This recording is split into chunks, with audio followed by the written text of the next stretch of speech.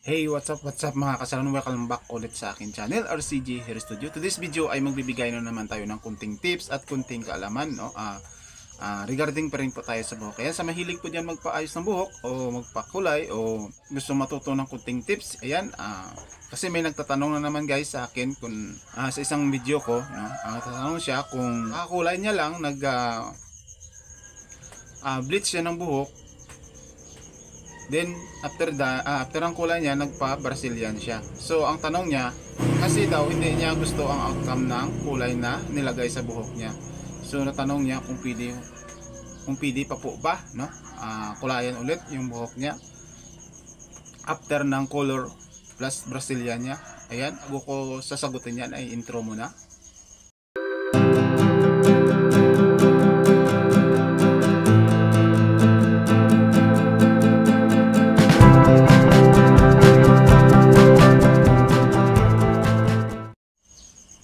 So ayan na nga mga kasalon, no. Sasagutin ko lang to ang comments sa isang video ko, no.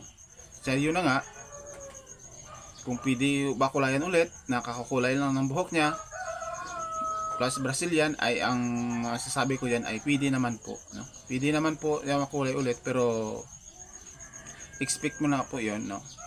Ang Brazilian na po na nilagay sa buhok niya ay mawawala na po yan, no. Once na kasi na nilalagyan na yan ulit ng kulay ang Brazilian, ay wala na po yung visa, no. Mawawala na po yan. Balik na po ulit sa dry ang buhok natin.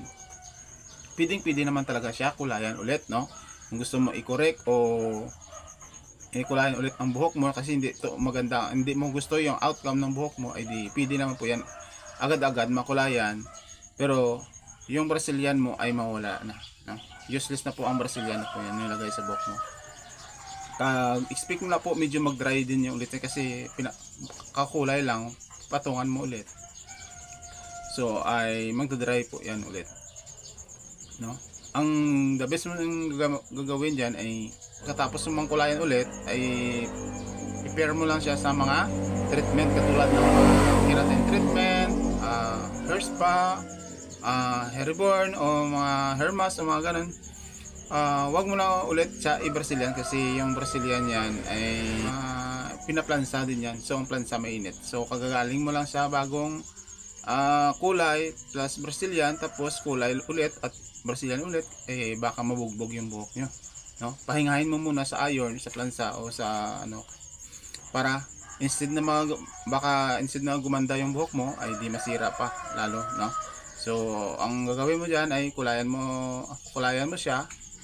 Then i-treatment mo na lang siya ng mga hair treatment like keratin treatment, no. Mga hair spa, mga ganun. O hindi kaya babad mo lang siya sa mga cream silk, no, para hindi naman siya masyadong mag-dry yung buhok mo, no. Sana nasagot ko yung katanungan mo. Ayan, sasabi mo na pwede pa kulayan ulit. So pwede naman po yan kulayan ulit. Pero depende po yan sa kulay nilagay mo. Baka mag-bleach ka ulit. Huwag mong i-bleach ulit, no. Yung buhok mo ay baka masira po yan at magputol-putol. So ayan lang ang may sasabi ko. Sana naintindihan mo. Sa hindi pa po nakapag-subscribe sa akin, baka naman po at pindutin na rin po ang bell button para updated kayo sa mga video na i-upload natin dito. Ayan. Maraming salamat po and good luck. Babus. Bye.